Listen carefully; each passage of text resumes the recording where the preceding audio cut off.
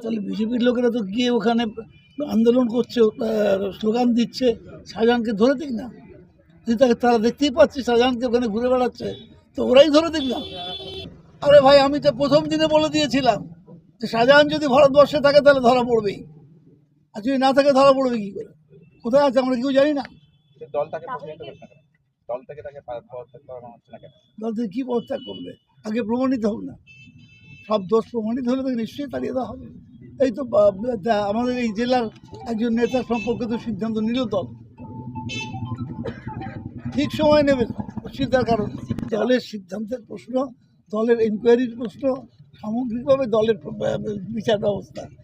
সিপিএমের লোকেরা যখন বলেছিল মমতা বন্দ্যোপাধ্যায় এলে আমাদের মেয়েরা পাছা খুলে দেখাবে, তখন কিন্তু কাউকে সাসপেন্ড করেনি, তখন তাকে সাসপেন্ড করেনি দল। এরকম বহু ঘটনা আছে। সরকার চিন্তা ভাবনা করবে নিশ্চয়ই, নির্দিষ্ট সময় সিদ্ধান্ত